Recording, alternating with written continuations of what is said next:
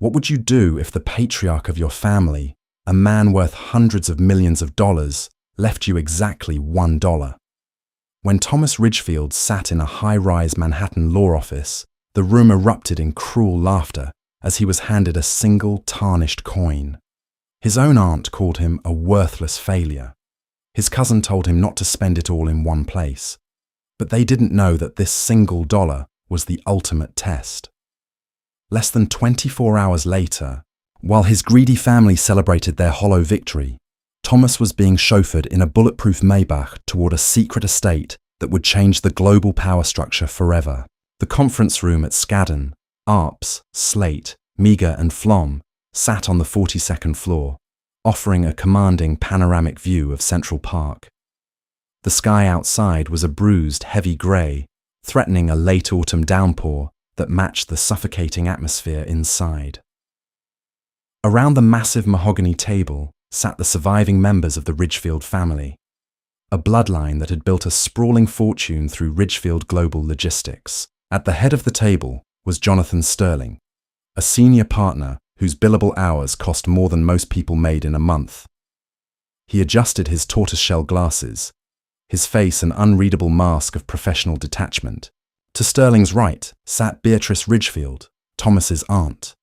She was draped in a tailored black Prada suit that looked less like mourning attire and more like armor. Her eyes, sharp and predatory, darted around the room. Beside her was her son, Preston. Preston was a Yale graduate whose only real accomplishment was spending his grandfather's money faster than it could accrue interest. He kept casually checking the time on his platinum Patek Philippe Nautilus, radiating a smug impatience. And then there was Thomas. Thomas sat at the far end of the table, wearing an off-the-rack navy suit that had seen better days. He felt entirely out of place, an island of genuine grief in a sea of corporate vultures. Unlike Beatrice and Preston, Thomas hadn't spent the last decade jockeying for board seats or demanding trust fund disbursements. He had chosen a quieter life, working as a structural engineer in Brooklyn.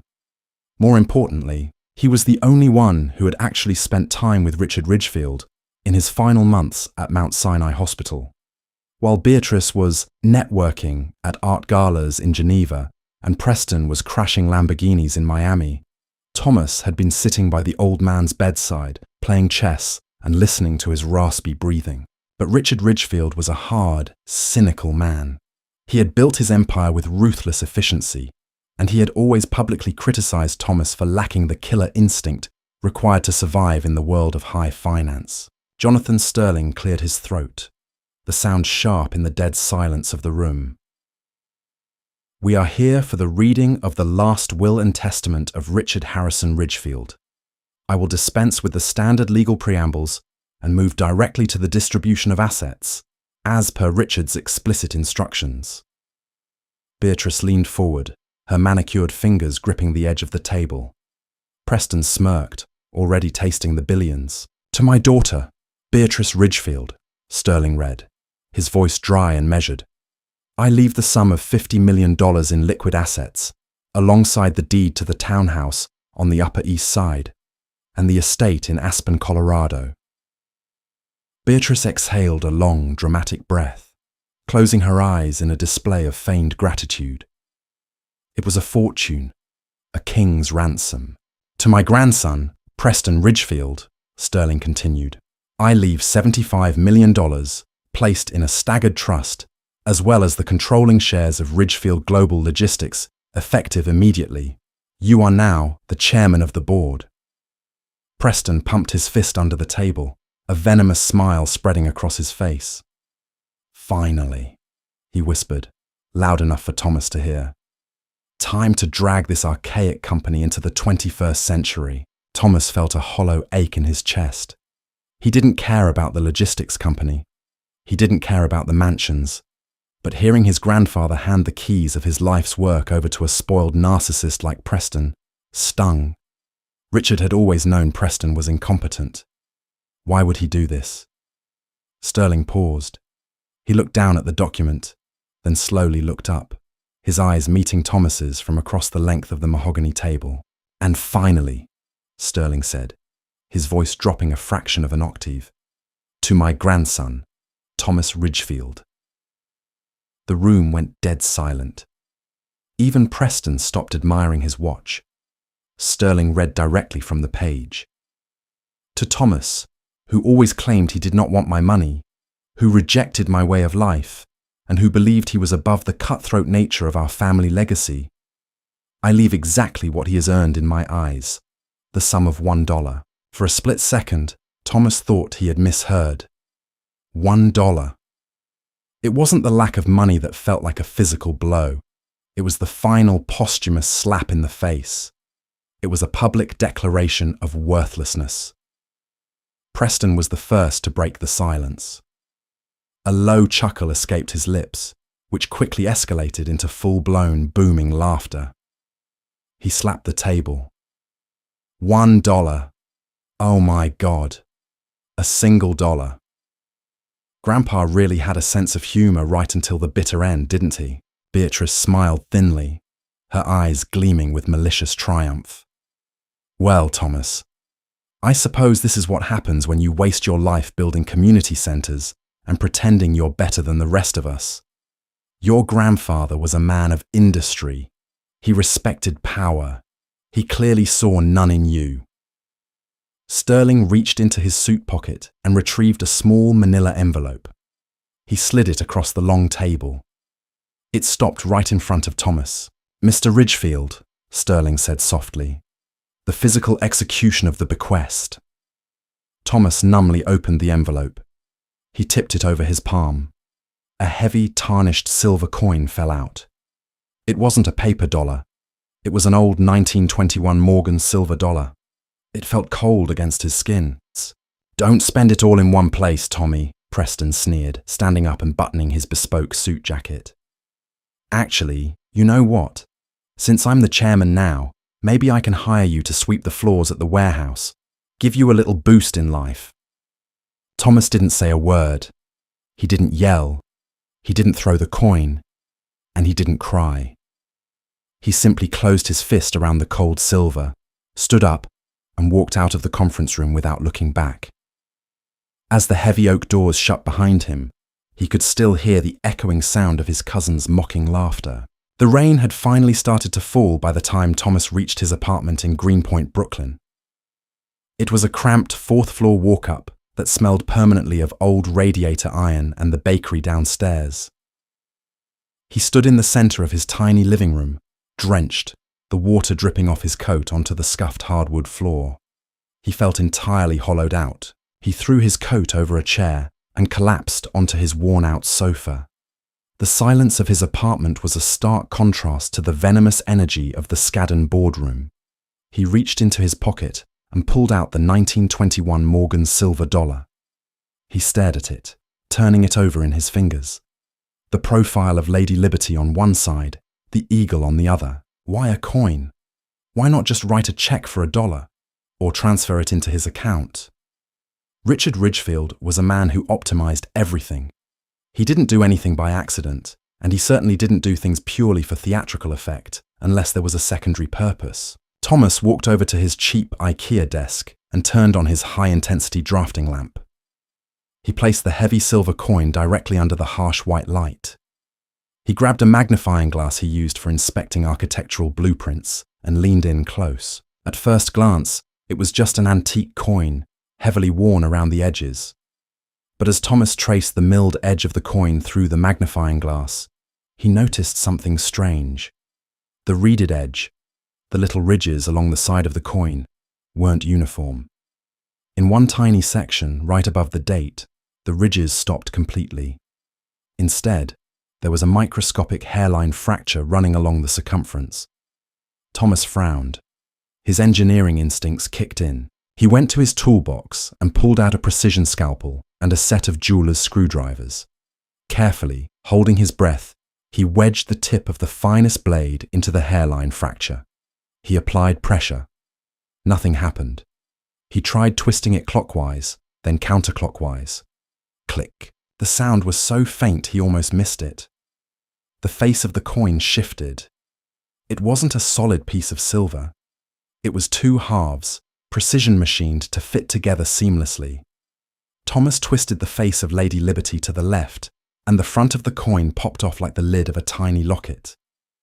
Thomas's heart began to hammer against his ribs. Inside the hollowed-out coin was a tiny, folded piece of indestructible, water-resistant polymer paper. It was no larger than a postage stamp. With a pair of tweezers, Thomas carefully unfolded it under the light. Printed on the material was a string of alphanumeric characters and a phone number. Sector 4-Alpha.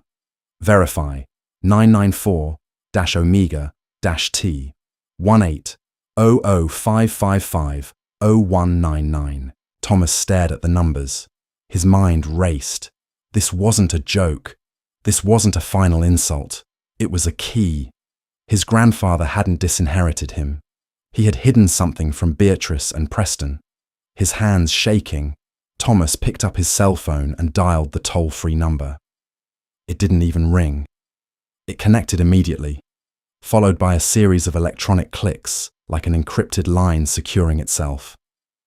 Verification, a calm, deeply resonant male voice said on the other end. Thomas swallowed hard. 994-Omega-T. There was a pause. The silence on the line felt heavy, loaded with sudden gravity. Verification confirmed, Mr. Ridgefield, the voice said. The tone shifted from robotic to respectfully urgent. We have been monitoring the conclusion of the probate hearing at Skadden. We anticipated your call shortly thereafter. I am immensely sorry for your loss, Thomas. Your grandfather was a great man. Who is this? Thomas demanded, his grip on the phone tightening. What is going on? My name is Hayes. I am the executor of your grandfather's true estate, the man replied smoothly. The assets your aunt and cousin inherited today, Ridgefield Global Logistics, the properties, the bank accounts, they are merely the decoy, a bloated, dying carcass left behind to keep the vultures busy. Your grandfather knew Beatrice and Preston would destroy whatever he left them. He gave them the illusion of power to protect the reality of his life's work. Thomas felt the room spin slightly. The reality? There is no time to explain over an unsecured connection, Hayes said. Look out your window, Mr. Ridgefield. Thomas walked to his apartment window and looked down at the rain-slicked Brooklyn street. Parked directly in front of his building, taking up 2 spaces and ignoring the fire hydrant, was a massive, jet-black Mercedes Maybach S680. Its windows were tinted so darkly it looked like a monolithic block of obsidian resting on the pavement.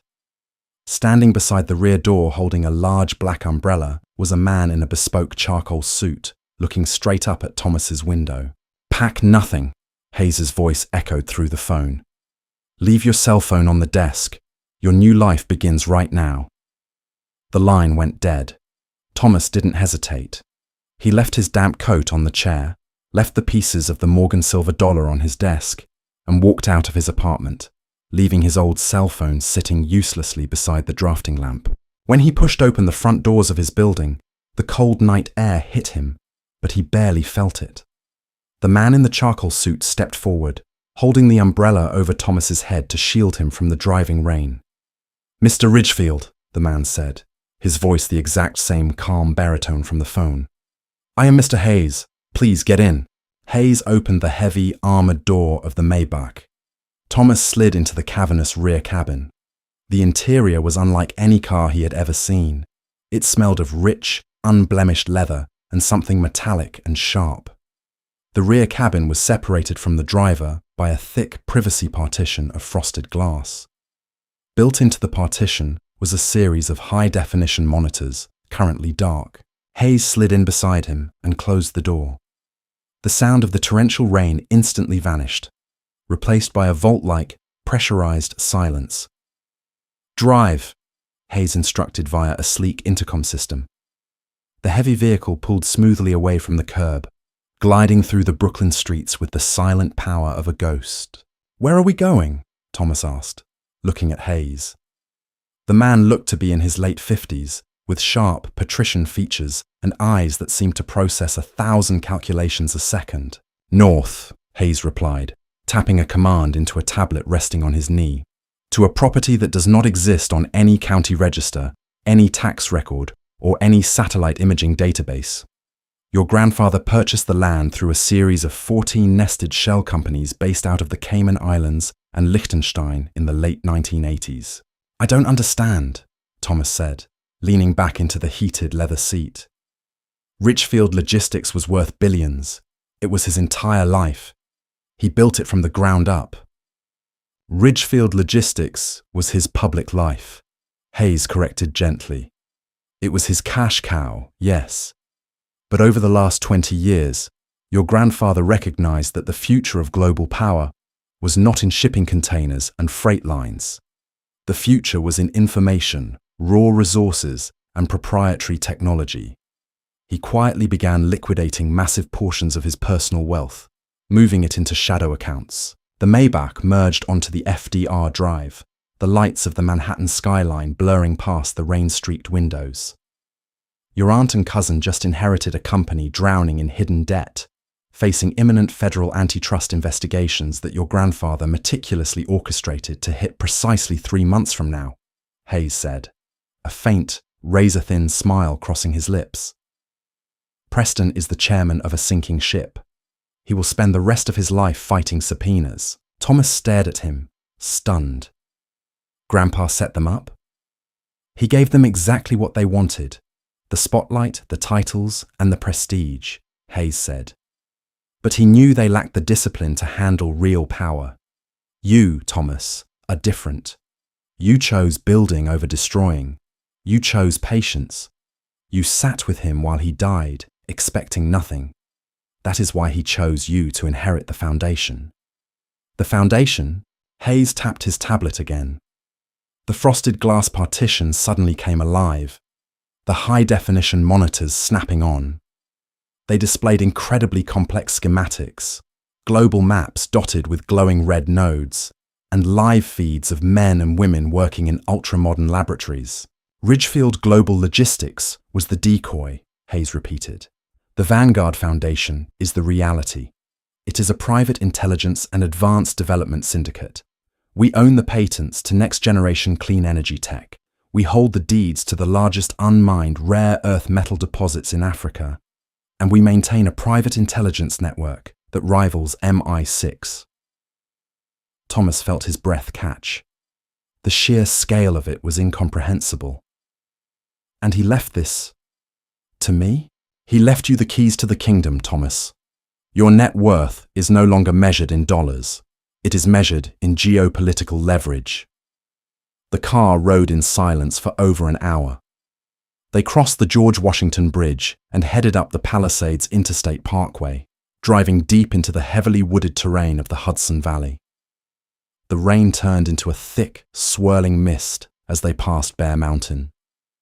The roads became narrower, darker, winding through steep rock faces and dense forests. Eventually, the Maybach turned off the paved highway onto a completely unmarked, unpaved road hidden between two massive granite boulders. They drove for another 10 minutes in pitch darkness, the car's advanced infrared sensors guiding the driver. Suddenly, the headlights illuminated a massive 20-foot-high wall of solid steel embedded seamlessly into the side of a mountain. "We're here," Hayes said. The car stopped. A red laser scanned the vehicle, sweeping from the hood to the trunk. A secondary biometric scanner extended from a hidden panel in the rock wall on the driver's side. After a moment, a deep, mechanized groan echoed through the forest. The steel wall didn't swing open. It descended directly into the earth, revealing a brightly lit, cavernous tunnel lined with armed security personnel in tactical gear. The Maybach rolled forward into the tunnel, the massive steel gate rising up and sealing shut behind them, cutting them off entirely from the outside world. "Welcome to Cold Spring Base, Mr. Ridgefield," Hayes said, gesturing out the window as the tunnel opened up into a breathtaking subterranean compound that looked like a cross between a luxury mansion and a military command center. Glass elevators moved silently between multiple levels carved into the bedrock. Sleek servers hummed behind blast-proof glass. "Your grandfather built this for you. Now, It is time for you to take command. Thomas looked out at the sprawling underground empire, the mockery of his family, the sting of the $1 inheritance, the cramped apartment in Brooklyn. It all felt like it belonged to another lifetime. The boy who had inherited a single dollar was dead. The man who owned the shadows had just arrived. Thomas stepped out of the armored Maybach, his dress shoes clicking against the polished basalt floor of the subterranean garage.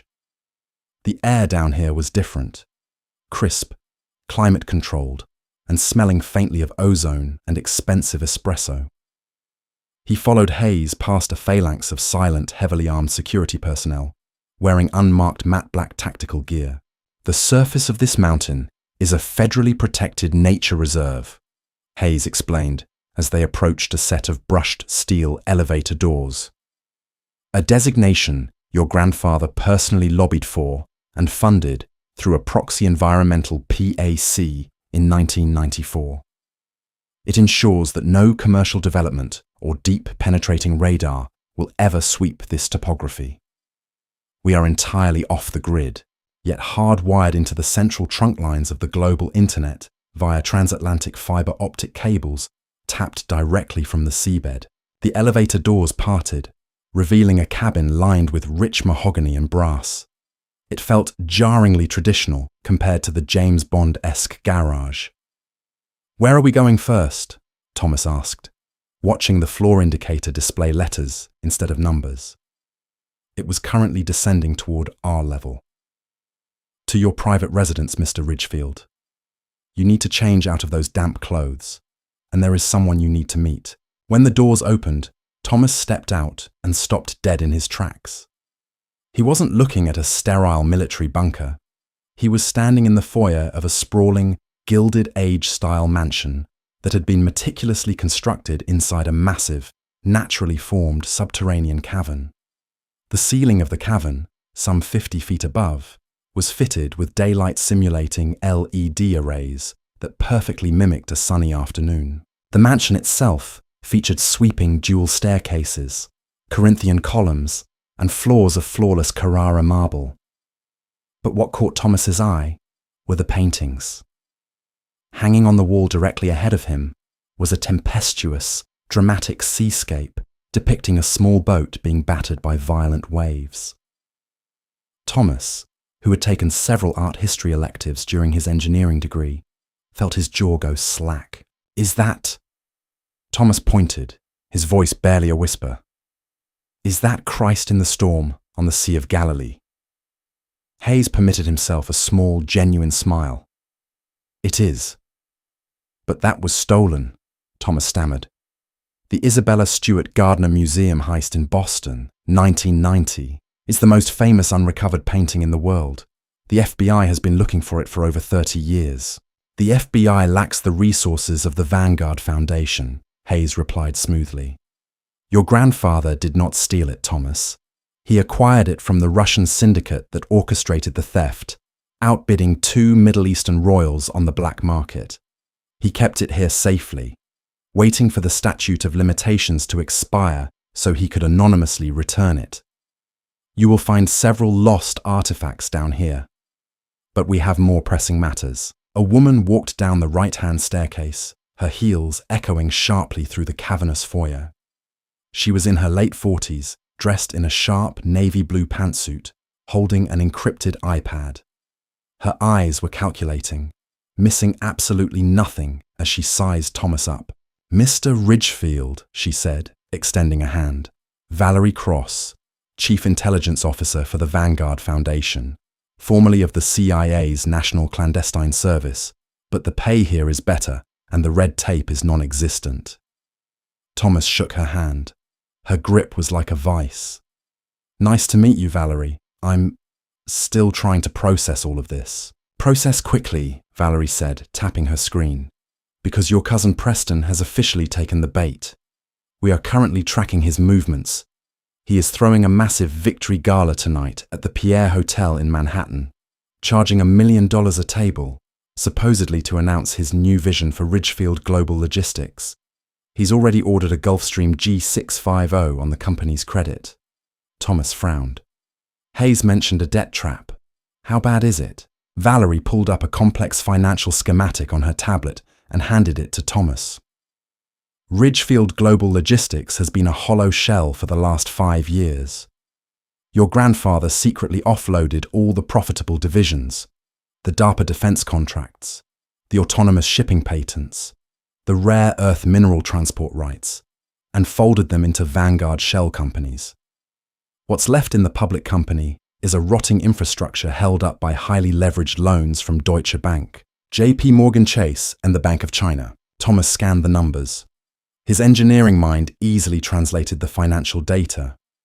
These debts, they're structured with balloon payments triggered by a change in executive leadership. Exactly, Hayes interjected. A poison pill. The moment Preston formally signed the chairman's documents at Skadden, the clock started ticking. He has exactly 48 hours before his creditors demand immediate repayment in full. $3 billion in liquid capital, money the company simply does not have. And when he defaults? Thomas asked. Valerie smiled, and it was a cold, terrifying expression. Then the Department of Justice and the SEC step in. We anonymously tipped off federal regulators last month about severe antitrust violations and falsified tax records within the public company. Your grandfather specifically left his own signature off those documents, relying on Preston's documented, eager forgery of his signature during the times he thought his grandfather was too weak to review the books. Thomas felt a chill run down his spine. His grandfather hadn't just disinherited Preston and Beatrice. He had built an elaborate, inescapable guillotine and waited for them to put their own heads in it. Why go to these lengths? Thomas asked, looking between Hayes and Valerie. Why not just leave them nothing? Because if he left them nothing, they would have sued the estate. They would have tied up the assets in probate court for a decade, and their lawyers would have eventually stumbled upon the Vanguard Foundation, Hayes said softly. He had to give them a prize so dazzling, so seemingly valuable, that they would grab it with both hands and run. He needed them to be destroyed by their own greed. Valerie took the tablet back. Your grandfather was murdered, Thomas. The air in the grand foyer seemed to turn to ice. Thomas stepped back. What? The doctors at Mount Sinai said it was congestive heart failure. Induced congestive heart failure, Valerie corrected. We detected trace amounts of a synthetic, untraceable biotoxin in his blood work 3 weeks before he died. Someone inside the family circle accelerated his death. Someone who wanted control of Ridgefield Global Logistics before the quarterly audits could reveal the missing assets. Preston, Thomas whispered, his blood running cold. Preston had always been impatient. Preston had visited the hospital multiple times, demanding private moments with the old man, supposedly to seek his blessing. We don't have definitive proof yet, Valerie said, but your grandfather suspected it. That is why the timeline for the debt trap was accelerated. Now you have a choice, Thomas. You can remain in the shadows and watch them burn, or you can take the wheel. Thomas looked back at the Rembrandt, the storm tossing the little boat. He had spent his life playing it safe, designing buildings, avoiding the cutthroat legacy of his bloodline. But the bloodline had come for him anyway. They had mocked him. They had murdered the only man who saw his true potential. I don't just want to watch them burn, Thomas said, his voice hardening, losing the uncertainty that had plagued him at the law office. I want to strike the match. 3 days later, the floor of the New York Stock Exchange was a chaotic sea of shouting brokers and flashing digital tickers. Up on the VIP balcony, overlooking the trading floor, Preston Ridgefield stood in a bespoke Tom Ford tuxedo, a flute of vintage Dom Perignon in his hand. Beside him stood his mother, Beatrice, draped in diamonds that caught the harsh glare of the CNBC television cameras. Today was Preston's public coronation. He was scheduled to ring the opening bell, signaling the market's opening, and his official reign as chairman and CEO of Ridgefield Global Logistics. The financial press had been eating up the story of the young, dynamic billionaire ready to revolutionize the stodgy logistics empire. Smile for the cameras, darling. Beatrice whispered, not moving her own lips. The Wall Street Journal is running a front-page profile on you tomorrow. I know, Mother, Preston sneered, adjusting his platinum cuffs. I'm the king of the world right now. I just wish Tommy the loser was here to see this. I'd tip him $1 to fetch me another glass of champagne. Beatrice chuckled cruelly. Forget about Thomas. He's irrelevant. Focus on the stock price. At precisely 9:30 a.m., amidst a roar of applause, Preston slammed his hand down on the ceremonial button. The massive bell over the trading floor rang out, a sharp, metallic sound that echoed through the cavernous room. Confetti rained down from the ceiling. 50 miles away, sitting in the subterranean command center of the Vanguard Foundation, Thomas watched the live feed on a wall-sized bank of monitors. Hayes stood to his left, Valerie to his right. He rang the bell, Thomas said, his voice completely devoid of emotion. Valerie tapped her earpiece. Protocol activated, routing the clearance codes through our proxy servers in Zurich now. On the trading floor, the celebration lasted exactly 4 minutes. At 9:34 a.m., the massive digital ticker that wrapped around the NYSE floor flashed red. The stock symbol for Ridgefield Global Logistics, RGL, froze. Then the numbers began to plummet. RGL, $142.50, $110, $85.20. Preston's smile faltered. He leaned over the balcony rail, his brow furrowing. What's going on down there? Is there a glitch with the board? A CNBC reporter on the balcony, who had been smiling and praising Preston moments before, suddenly pressed an earpiece deep into her ear, her face draining of colour. She turned to her cameraman. Are we live? We need to go live immediately. She thrust her microphone toward Preston. Mr. Ridgefield, can you comment on the breaking news that JP Morgan Chase and Deutsche Bank have just filed an emergency injunction freezing all of RGL's operating accounts? Preston blinked, completely blindsided. What? That's absurd. We have billions in liquid assets. Our accounts are pristine. Sir, the reporter pressed, her voice rising in pitch. The SEC has just halted all trading of RGL stock due to extreme volatility. There are reports leaking that the company has defaulted on $3 billion of leveraged debt, triggered by your ascension to CEO. Can you confirm the rumors of an impending bankruptcy? Bankruptcy? Beatrice shrieked, dropping her champagne flute. It shattered on the balcony floor, the sound lost in the sudden, chaotic uproar rising from the trading floor below. RGL, $45.10, $22, $12.50. Halted. Preston's phone began to vibrate violently in his tuxedo pocket. He pulled it out. It was Jonathan Sterling, the family lawyer.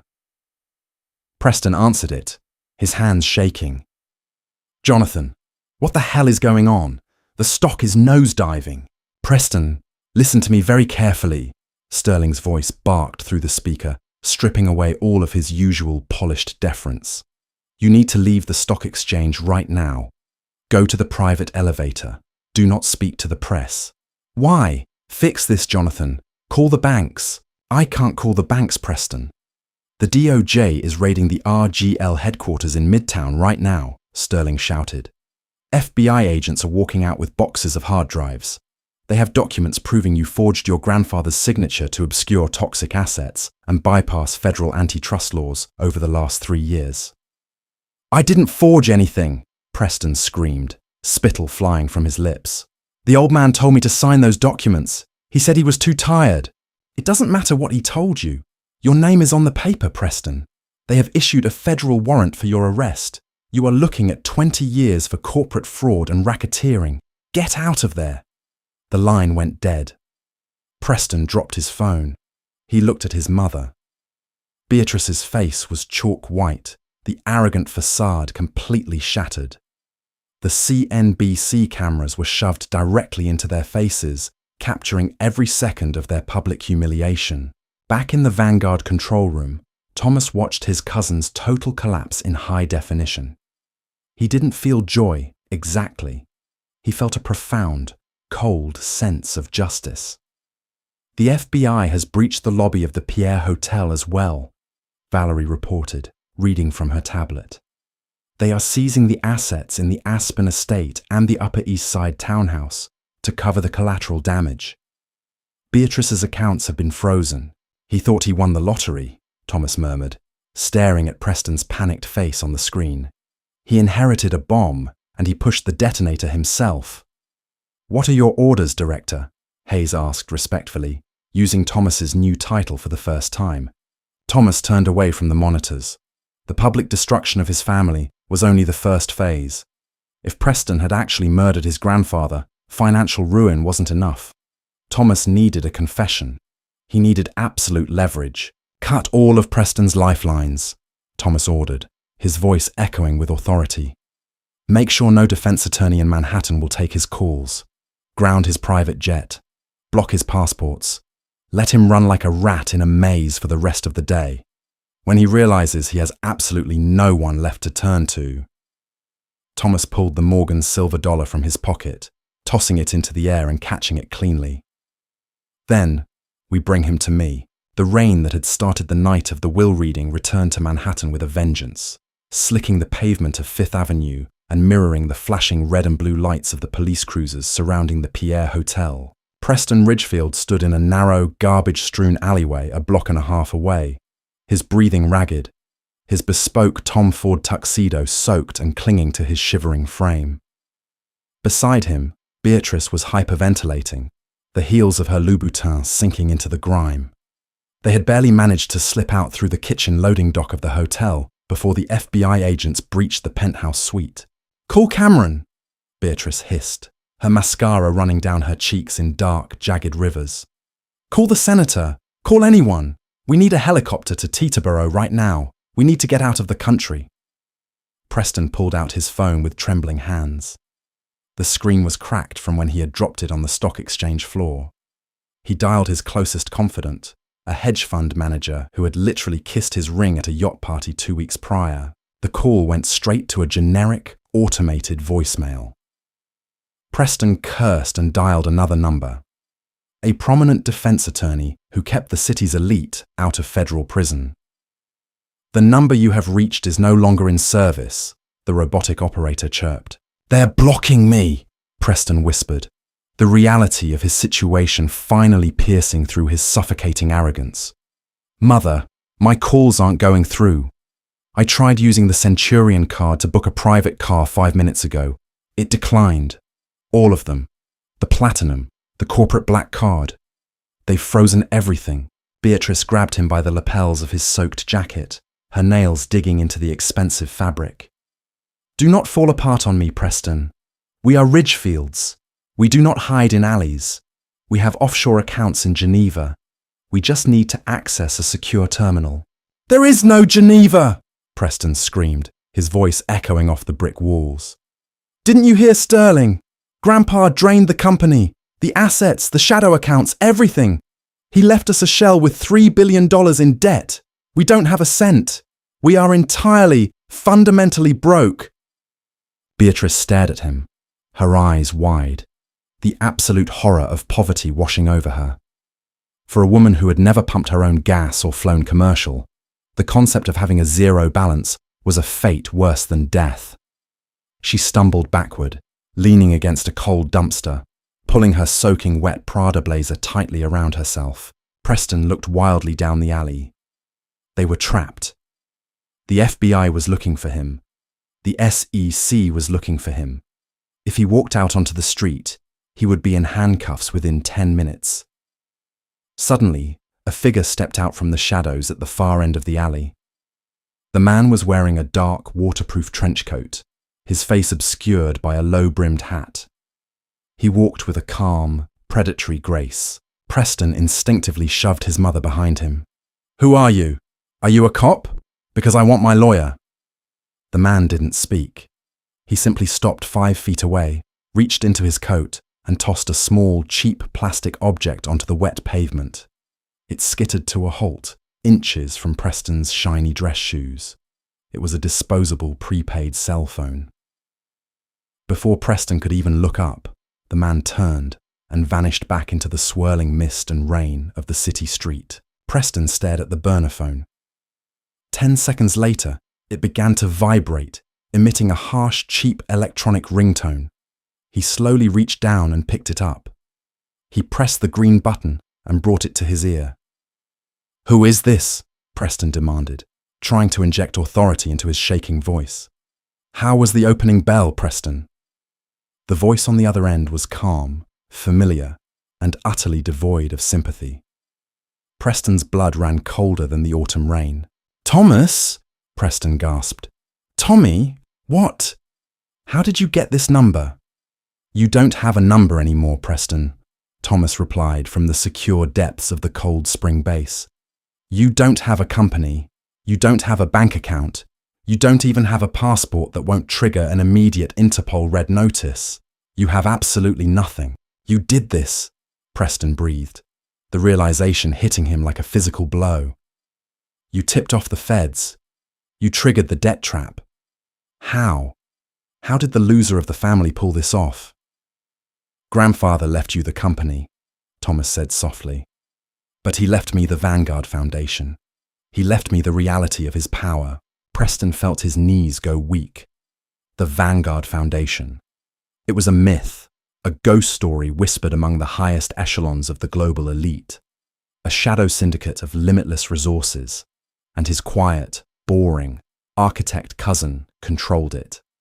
"Thomas, listen to me," Preston begged, his pride entirely evaporated. "We're family.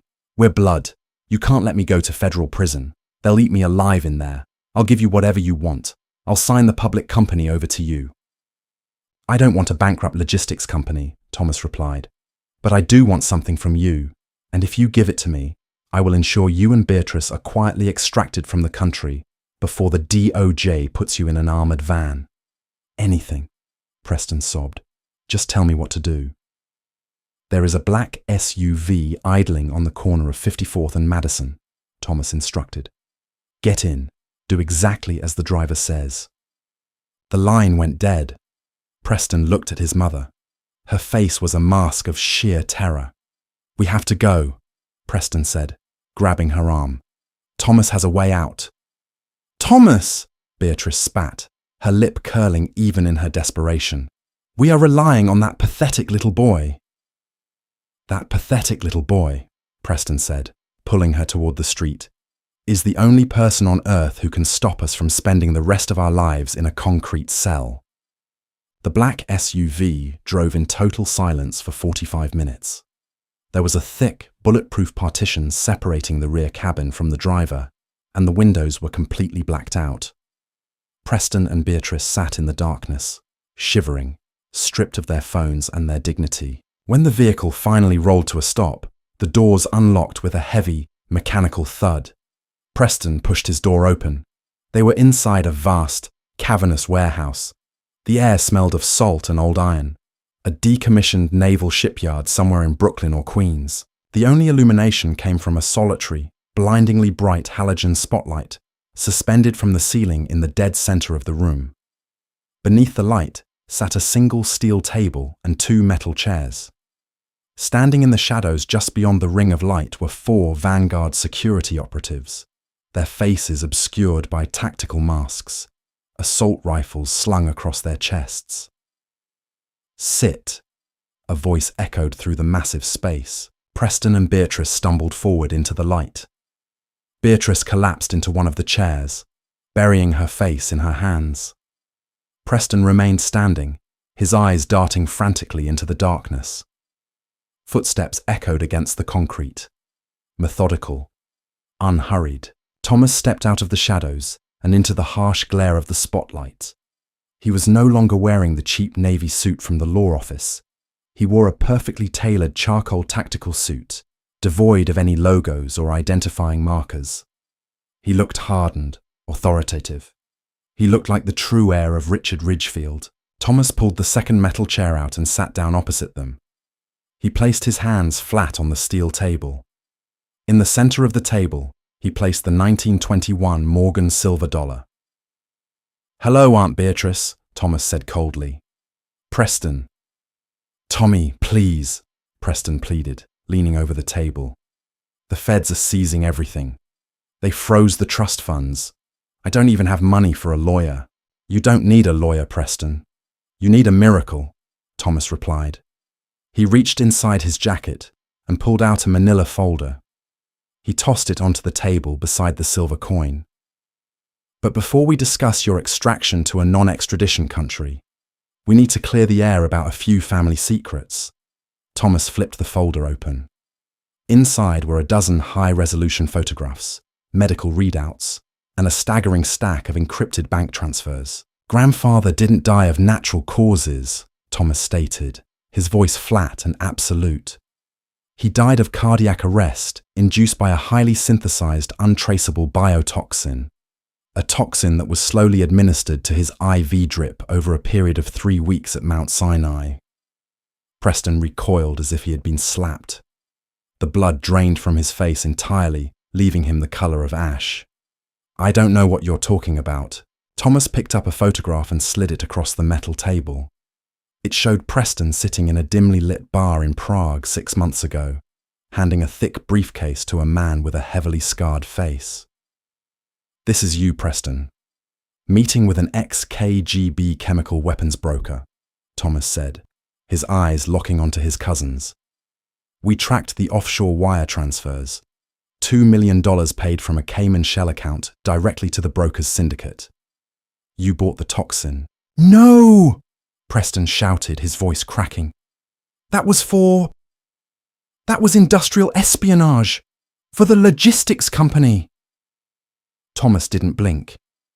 He reached into his pocket and pulled out a small, sleek digital recorder. He placed it on the table and pressed a button. The audio was crisp. It was a recording of a phone call. Preston's voice. Is it done? Tell me it's done. Unknown. Male voice. The final dose was administered tonight. His heart will give out within 48 hours. It will look entirely natural, just like you paid for. Preston's voice. Good. I need those board seats cleared by Monday. Thomas clicked the recorder off. The silence in the warehouse was absolute, broken only by the sound of rain hammering against the corrugated tin roof high above.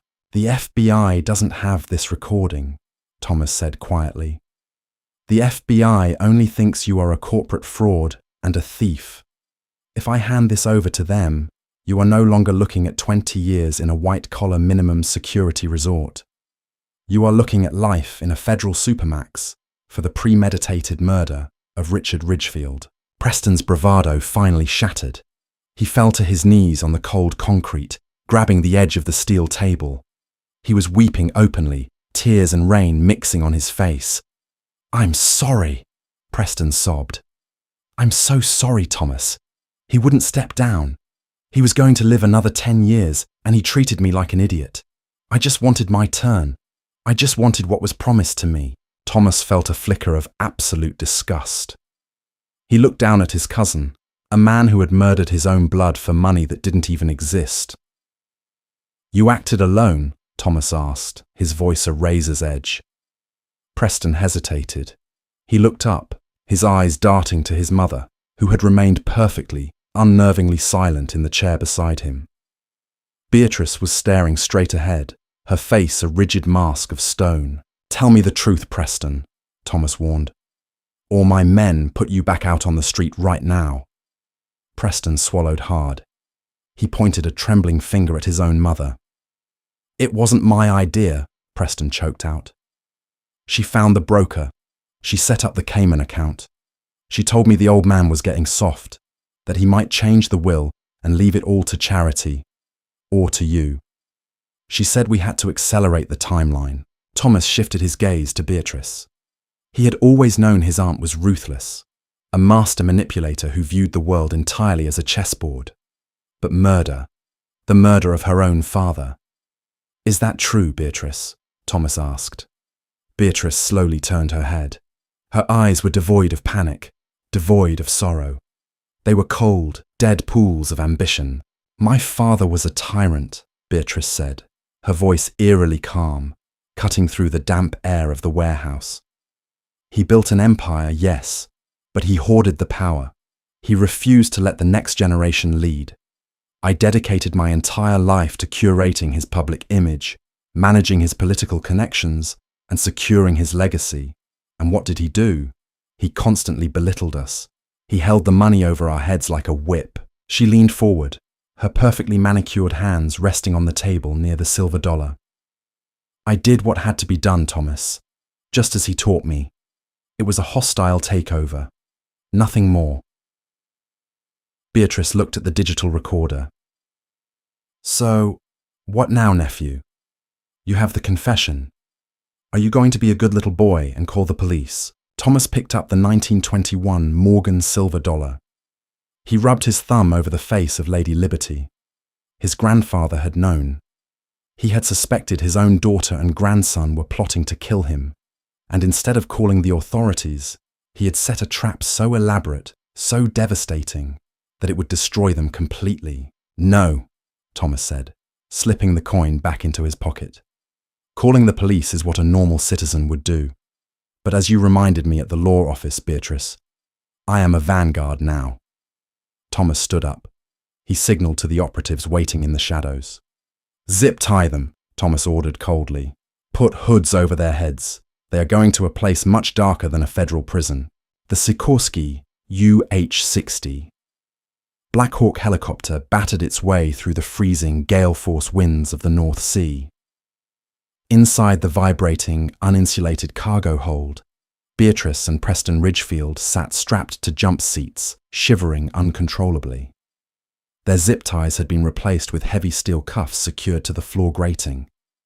Thick canvas hoods still covered their heads, leaving them in a terrifying, disorienting darkness filled only with the deafening roar of the twin turboshaft engines. They had been flying for over 8 hours, having been transferred from a private jet in Reykjavik to this military-grade transport. They had no idea what time it was, what day it was, or if they were even still on Earth. Suddenly, the helicopter pitched downward, beginning a steep, stomach-churning descent. The landing gear slammed onto a hard metal surface with a violently jarring impact. The engines whined down, and the heavy side doors were ripped open. Frigid, salt-heavy air blasted into the cabin. Rough hands grabbed Preston by the arms, dragging him out of his seat. He screamed, his voice swallowed by the wind. Wait! Wait! I have money! I have offshore accounts! Just tell me who you work for! A sharp blow to the back of his knees sent him crashing to the wet steel decking. Beside him, he could hear his mother stumbling and gasping as the guards hauled her out as well. The canvas hoods were violently yanked off their heads. Preston blinked against the harsh, industrial floodlights. As his vision cleared, the sheer magnitude of their nightmare came into focus. They were standing on the helipad of a colossal rusted offshore oil platform, entirely surrounded by the churning black freezing waters of the North Sea. There was no land in sight. Huge waves crashed against the massive concrete pylons hundreds of feet below, sending plumes of freezing spray up to the deck. Standing before them, flanked by heavily armed vanguard mercenaries in grey tactical winter gear, was Thomas. He wore a heavily insulated waterproof parka, his face calm and unreadable amidst the howling wind. "Where are we?" Beatrice demanded, her voice hoarse, her once immaculate hair plastered to her face by the freezing rain. "Thomas, this has gone far enough. You cannot kidnap American citizens. The authorities will find us." "There are no authorities out here, Beatrice," Thomas said, his voice amplified by a localized megaphone system built into the platform's command deck. "You are standing on Leviathan 7. On public maritime registries, this rig was decommissioned and dismantled in 2008 by British Petroleum. It doesn't exist on any satellite map. Its transponders are spoofed to read as an oceanic weather buoy." Preston looked around in sheer terror. The rig was a sprawling dystopian nightmare of rusted iron, grinding machinery, and high-tech security cameras. "You're going to kill us and dump us in the ocean," Preston whimpered, dropping to his knees, the freezing water seeping through his ruined tuxedo pants. "Just get it over with. Kill you." Thomas stepped closer, looking down at the cousin who had mocked him for $1 just a few days ago. Why would I kill you? That would be a profound waste of resources, and Vanguard does not waste resources. Thomas gestured to the massive, humming infrastructure behind him. This rig is no longer pumping oil. It is a deep-sea server farm, cooled by the freezing ocean waters, hosting the encrypted financial ledgers for the Vanguard Foundation's global operations. It processes trillions of dollars in dark market data every single day. And maintaining an off-the-grid facility in the most hostile environment on the planet requires constant, grueling physical labor. Rust scrubbing, pipe welding, cable hauling. Beatrice's eyes widened in sheer, unadulterated horror as the realization dawned on her. No, you wouldn't. You murdered my grandfather because you believed you were entitled to an empire you didn't build, Thomas said, his voice turning to ice, colder than the North Sea wind. You lived your entire lives off the sweat and labor of others, convinced your bloodline made you royalty. So now, you are going to learn what actual labor is. Thomas snapped his fingers.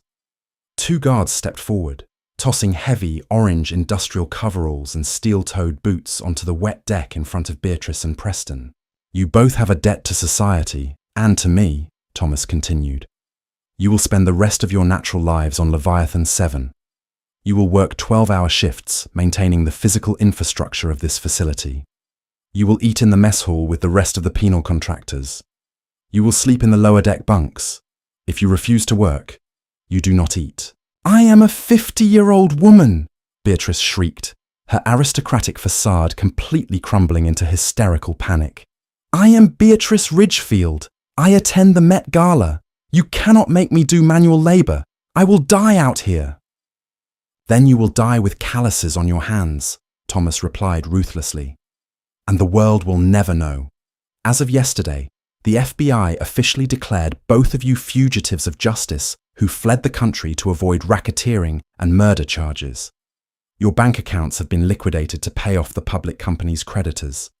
Your names are synonymous with corporate treason. You are ghosts. Preston began to sob, crawling toward Thomas's boots. Tommy, please, I'll do anything. Let me work in an office. I know logistics. Let me be an analyst. Thomas looked down at him, feeling no pity, only closure. He reached into his pocket and pulled out a single crumpled paper dollar bill he had gotten from a coffee shop in Brooklyn before his life changed forever. He dropped it onto the wet steel deck directly in front of Preston. Here is your new inheritance, Preston, Thomas said softly. Don't spend it all in one place. Thomas turned his back on them and walked toward the awaiting Black Hawk helicopter. The engines began to spool up again. As the helicopter lifted off into the stormy night sky, Thomas looked down through the reinforced window. He could see Preston and Beatrice being dragged by the guards toward the dark, gaping maw of the industrial complex, their screams entirely lost to the unforgiving ocean wind. 6 months later, the air in the executive suite of the Cold Spring base was perfectly climate-controlled, carrying the faint scent of old paper and ozone.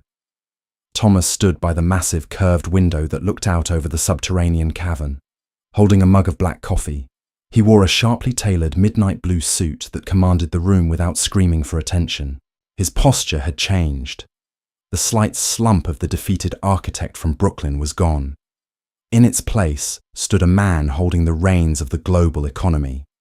The frosted glass doors of his office slid open, and Valerie Cross walked in, carrying a locked, biometric briefcase. "Morning, Director," Valerie said, taking a seat at the sleek obsidian conference table. The European Central Bank just ratified the new energy subsidies. Thomas turned, a faint smile touching his lips. "And the Vanguard patents? Licensed flawlessly through our shell corporations in the Netherlands," Valerie confirmed, unlocking the briefcase and handing Thomas a tablet. "The new solid-state battery technology Vanguard developed will hit the consumer market by Q3. We've effectively made traditional lithium mining obsolete overnight. The major automotive conglomerates in Germany and Japan are lining up to sign exclusive contracts with our front companies. We project a 90% market monopoly within 2 years." Thomas reviewed the data. It was beautiful, an engineering marvel scaled up to reshape human civilization. He wasn't just designing buildings anymore, he was designing the future. And the environmental impact, Thomas asked. Carbon emissions in the transport sector will drop by 40% globally over the next decade, Valerie said, her professional mask slipping just enough to reveal genuine pride. Your grandfather acquired the raw patents 15 years ago, but he never knew how to manufacture it at scale. Your redesign of the crystalline lattice structure last month was the missing key. Thomas nodded, tapping the screen to authorize the final manufacturing protocols. This was the true power of the Vanguard Foundation. Not hoarding wealth in offshore bank accounts, but actively steering the trajectory of the human race from the shadows. Hayes entered the room next, his silver hair perfectly combed, holding a secure satellite phone. "Director," Hayes said respectfully, "I have the weekly status report from Leviathan 7. Thomas walked over to his desk and sat down in the high-backed leather chair. "Go ahead." Inmate 41, Preston, has been reassigned to the deep water intake valves. He attempted to bribe a guard with a promise of non-existent stock options. The guard put him on double shifts in the freezing water, Hayes reported smoothly. Inmate 42, Beatrice, is currently working in the industrial laundry sector. She has ceased demanding to speak to her lawyers and appears to have finally accepted her new reality. Her productivity is up 12%. Thomas felt a brief, dark sense of irony. His grandfather would have appreciated the cruel efficiency of it all. Keep them alive. Keep them working. They are paying off their debt to the Foundation one rusted pipe at a time. "Understood," Hayes said, pocketing the phone. On a separate note, the World Economic Forum in Davos begins tomorrow. Our proxy delegates are in place to guide the discussions on global supply chain restructuring right into Vanguard's hands. "Excellent. Let them think they are driving the car," Thomas said, leaning back in his chair. "We own the road." After Valerie and Hayes left the office to execute their directives, Thomas remained alone in the quiet hum of the subterranean command center. He reached into his desk drawer and pulled out a small, velvet-lined mahogany box. He opened it. Resting inside was the 1921 Morgan silver dollar. He picked it up, tracing the worn ridges with his thumb. For years, he had resented Richard Ridgefield. He had thought his grandfather was a cold, unfeeling tyrant who valued capital over human connection. But looking at the coin now, Thomas finally understood the brutal, necessary truth. To hold power, true power, you could not be soft. You could not be naive. You had to be willing to do exactly what your enemies were willing to do, but you had to be 10 times smarter and 100 times more patient. Richard had known that Beatrice and Preston were vipers. He had known they would strike the moment he showed weakness. The reading of the will hadn't been a final insult. It had been an initiation. Richard had given the vipers enough rope to hang themselves publicly, ensuring they could never touch the true legacy. And to Thomas, the grandson who had sat by his deathbed asking for nothing, he had given the world. But he had delivered it in the guise of a single dollar, a test of Thomas's character. If Thomas had thrown the coin away in a tantrum of ego, he never would have found the hidden compartment. He never would have found Vanguard. Thomas had passed the test. He hadn't reacted with entitlement. He had reacted with a meticulous, analytical mind. Thomas stood up and walked over to the massive digital map of the world, illuminating the far wall of his office. Glowing nodes tracked Vanguard operations on every continent, from stabilizing crop yields in sub-Saharan Africa to dismantling human trafficking syndicates in Eastern Europe, to orchestrating the clean energy revolution. He was no longer a victim of his family's toxic legacy. He was the cure. Thomas smiled, slipping the heavy silver dollar back into his pocket. The boy who was mocked for inheriting nothing but pocket change was gone forever. The director of the Vanguard Foundation had arrived, and the world would never be the same. What an absolutely mind-blowing conclusion to Thomas's incredible journey. From being publicly humiliated and handed a single silver dollar by his arrogant family, to becoming the undisputed mastermind behind the world's most powerful secret syndicate, Thomas proved that true power isn't about what you show the world. It's about what you build in the shadows. His brilliant, cold-blooded revenge against Beatrice and Preston serves as the ultimate warning. Never underestimate the quiet ones, because they just might be the ones holding the keys to the kingdom. Did you see that epic twist coming at the Leviathan Black site? Do you think Beatrice and Preston got what they deserved, or was Thomas too harsh? We want to hear your thoughts, so drop a comment down below. If you love this thrilling tale of hidden wealth and ultimate karma, make sure you smash that like button, share this story with your friends, and subscribe to the channel for more incredible jaw-dropping dramas. See you in the next video.